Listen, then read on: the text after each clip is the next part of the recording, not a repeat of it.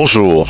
À moins de 2 mois du scrutin présidentiel du 12 octobre 2025, l'opposition semble faire la sourde oreille face aux appels incessants du peuple camerounais qui pense que pour qu'il y ait alternance à la tête de l'État au lendemain du 12 octobre, il faudrait que les leaders de l'opposition puissent faire front commun autour d'un seul candidat consensuel qui pourra affronter le candidat du RDPC le jour de l'élection. Au regard de l'actualité, malheureusement, la plupart de ces leaders de l'opposition semblent militer pour leurs propres intérêts au détriment de l'intérêt général de la population. Quelle est l'observation que les uns et les autres ont de l'attitude de ces opposants? Et au-delà de tout soupçon, est-il possible qu'une coalition Kamto, Bello et Issa puisse faire bouger les lignes? Mesdames, Messieurs, c'est l'interrogation qu'Echo 237 met en débat et interpelle votre appréciation. Pour mieux analyser cette actualité, nous vous convions, chers inconditionnels d'Echo 237, pour une introspection des avis recueillis dans les rues du pays continent. C'est aussi vrai, mais seulement que l'on soit sûr que les gens du Nord ne vont pas jouer un sale tour à l'opposition à la dernière minute. Comment ça, ils ont montré? Mais s'ils peuvent prendre, ils peuvent avoir, ils peuvent remettre leur voix au RDPC pour jouer un sale tour aux gens. Si on est sûr d'eux, alors à ce moment-là, ça peut faire l'affaire. Mais comment être sûr donc? Ah mais c'est ça. Comment pour être sûr, comment on va faire? On ne lit pas le cœur des gens. On ne peut pas lire le cœur des gens, seul Dieu le sait. C'est tout. Comment on va faire pour lire? On ne saura pas. Bello Bouba, la fois passée, a joué un sale tour à SDF. Froundi était allé vers lui demander qu'il fasse front commun, qu'il s'unisse pour battre le RDPC et se retirer. Alors aujourd'hui, comment il peut convaincre les gens? Comment il peut réussir à convaincre les gens? Il était à la mangeoire. Maintenant, il est en train de nous dire qu'il peut faire autrement. Vous croyez en lui? Pour ce qui est de la coalition entre Maurice Kamto, Issa Chiroma et Bello Bouba, pour faire face à la candidature du président Paul Biya, et peut-être vaincre, moi je pense que c'est un peu compliqué parce que je ne sais pas ce que vraiment ces gens-là vont faire. Parce que moi je sais que je trouve que la candidature de Biya est tellement bien ficelée qu'il faut vraiment... S'il faut cette coalition, il faut vraiment quelque chose pour surveiller les votes s'ils veulent vaincre le président Paul Biya. Et s'il y a quelque chose pour contrôler les votes, ils peuvent vaincre. Sinon, nous ne devons pas compter sur eux. Bon, il y a aussi un problème que nous devons savoir. Il s'associe à Kamto, mais Kamto n'est pas leader. Et n'étant pas leader, beaucoup de peut-être de ses partisans ne vont pas aimer la coalition avec les nordistes. Vous comprenez un peu? Donc, c'est des paramètres qu'il faut aussi voir. C'est très compliqué. Et qu'est-ce qui peut donc donner une chance à l'opposition selon vous à ce moment? Bon, la chance de l'opposition réside du fait que, honnêtement, les Camerounais ont besoin de changement. Moi, je crois que ce n'est que ce qui peut sauver le Cameroun. Le désir du changement. Parce que ça sert à quoi? De suivre le même chemin depuis près d'une quarantaine d'années, sans voir des améliorations ou Bon, moi je crois que tout ce que nous pouvons faire, c'est compter vraiment sur le peuple du changement. Ce n'est que ces gens-là qui peuvent faire quelque chose. Je crois que la question que vous me posez ce matin est vraiment très pertinente.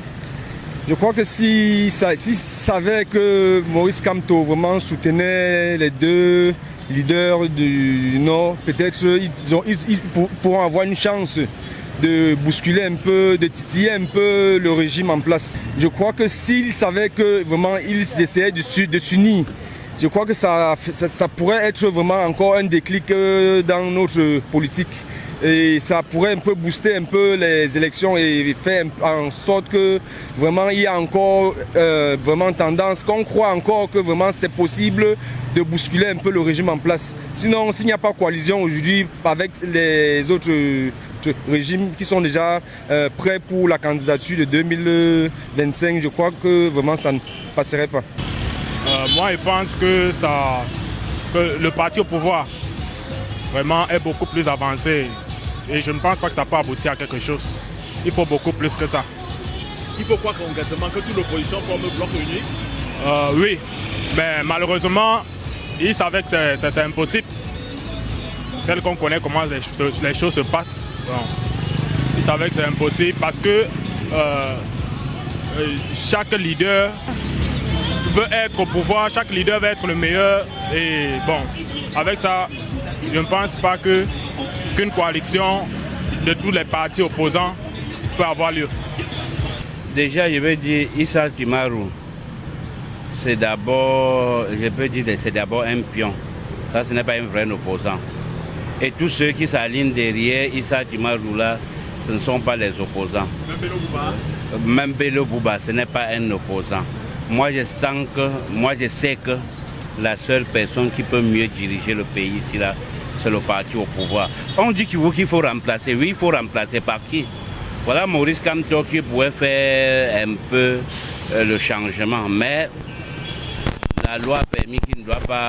Lui, il a fait les erreurs, il ne s'est pas présenté aux élections municipales où c'était en quelle année là. Et il devait se présenter en cette année en tant que qui? Ça ne sert à rien de magouer. Moi, je pense la paix est bien. Laissons la présidentielle là à Popol. Là, quand Popol doit quitter, il doit choisir celui qui peut lui mettre. S'il est fatigué depuis, le pays ne marche pas, il n'y a pas ses adjoints. Est-ce qu'il y a quelque chose qui... C'est vous qui dites qu'il est fatigué? Il y a les décrets qui sont chaque jour. Par exemple, dernièrement, on a nommé les généraux. C'était sous instruction du président de la République. Et on voit c'est sa signature. Comment vous dites qu'on ne le voit pas? Il est là, puisqu'on voit les papiers qui signent. Alors, il y a eu une année là qu'on disait que le président est mort, Vous avez vu qu'il a sorti, il a dit, il a encore, où c'était combien d'années? Ça ne sert à rien. Le président est encore, attendez les élections, parce qu'il gagne. Pour le moment, le président de la République, c'est Paul Biya. Et je ne vois pas, il n'y a pas d'opposants ici au Cameroun. Tous sont les affamés. Est-ce que vous saviez que si le président de Paul Biya n'était pas là, c'est qu'il devait avoir des guerres ici au pays? Ne demandons pas trop. Même les Bello Bouba, n'est-ce pas, il a travaillé dans le gouvernement. Bello Bouba travaille dans le gouvernement. Il dit qu'il va être président de la République. Il n'est pas aussi vieux comme Paul Biya, comme il est en train de faire la campagne par-ci, par-là. Lui n'est pas aussi vieux comme Paul Biya. Moi, je pense que le seul opposant qui pouvait faire un peu mieux, c'était Maurice Kamto. Et Maurice Kamto a chié sur sa route. Laissons le père là. Le père là a encore beaucoup à faire. Est-ce que vous saviez, ça c'est mon opinion, s'il y a quelqu'un d'autre qui gère encore ce pays, s'il peut avoir guerre? Paul Biya, c'est un homme de paix. Le RDPC a toujours dit qu'il gagne les élections au Nord, gagne les élections présidentielles.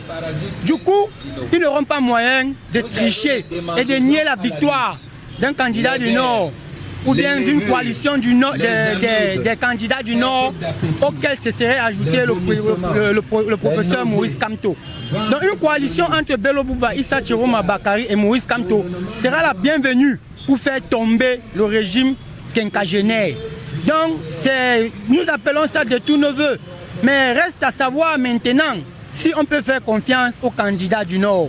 Puisque avant même que la coalition n'ait eu lieu, les attaques fusaient déjà contre le président Maurice Kamto de la part des cadres de l'UNDP et de la part des cadres du FSNC. La secrétaire nationale au FSNC a carrément taxé le MSC et le professeur Maurice Kamto de tribaliste.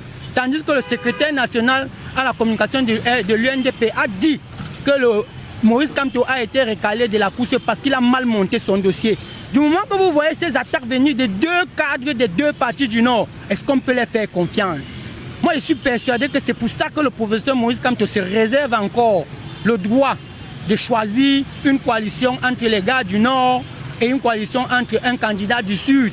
Moi, je pense plutôt que le professeur Maître Akeremouna, c'est quelqu'un qui est quand même crédible. Et puis, ce serait une chance pour la région anglophone, de retrouver la paix si un anglophone accède au pouvoir et la popularité du professeur Maurice Kamto, ajouter à la popularité de Maître Akeremouna, serait vraiment une chance pour l'opposition. On peut faire une coalition de 4 partis, de 4 personnes, Bello, Tcheouma, Kamto et Akeremouna. Est-ce que Bello va accepter, puisque Bello se voit leader de cette coalition, hein? Bon, si lui, il part d'emblée déjà avec les intentions d'être leader de la coalition, c'est déjà un problème. Puisqu'il faut bien le soutien du président Maurice Kamto. Il peut bien être leader, mais en contrepartie, qu'est-ce qui va se passer? Les égos risquent de prendre le pas après les élections et c'est comme ça que la coalition risque de voler avant même que le mandat n'ait fait, le septennat ait fait 1 an. Donc la politique, c'est un jeu d'intérêt et franchement, moi je comprends pourquoi le président Maurice Kamto prend du temps et du recul pour donner son avis sur ce sujet. Oui, c'est possible parce que vous savez, Maurice Kamto a d'abord une masse populaire. Et je crois que s'il se joint à Bello et Issa Chiroma, pourquoi ne pas? Et c'est ce que nous voulons même d'abord. Si on pouvait se réunir tous derrière un candidat crédible. Et vous savez aussi, nous on n'a pas confiance à nos opposants. Il peut bien se lier à s'aligner derrière Issa Chiroma ou faire une coalition, mais est-ce qu'à la fin on ne doit pas nous berner? C'est un peu de ce que je pense. Et comment alors accorder du crédit à ceux-là? Comment faire donc? On ne peut pas, moi, à mon humble avis, on ne peut pas connaître parce qu'on ne sait pas ce qu'ils ont derrière la tête. Je ne peux pas peut-être dire à 100% que oui, si la coalition est faite, ils ne vont pas donner leur voix au RDPC parce que la personne qu'on veut, en fait, nous voulons chasser le gouvernement RDPC. Donc si on met n'importe qui au pouvoir, ça nous arrange. Et ce que nous voulons, c'est une coalition. Loin de toute prise de position, Écho 237, à travers ce micro-trottoir, permet aux uns et aux autres de donner leur avis sur l'actualité politique au Cameroun en rapport avec cette élection présidentielle du 12 octobre prochain. Vous également, mesdames, messieurs, vous pouvez laisser votre message en commentaire pour participer à ce débat. Merci de nous avoir regardés. Vous êtes de plus en plus nombreux à manifester de l'intérêt pour la qualité de nos productions. Merci pour vos nombreux messages d'encouragement. Nous vous invitons à continuer à liker, à commenter, à partager nos publications. Mais surtout, n'oubliez pas d'inviter vos proches à s'abonner sur Écho 237, la chaîne de valeur. À très bientôt.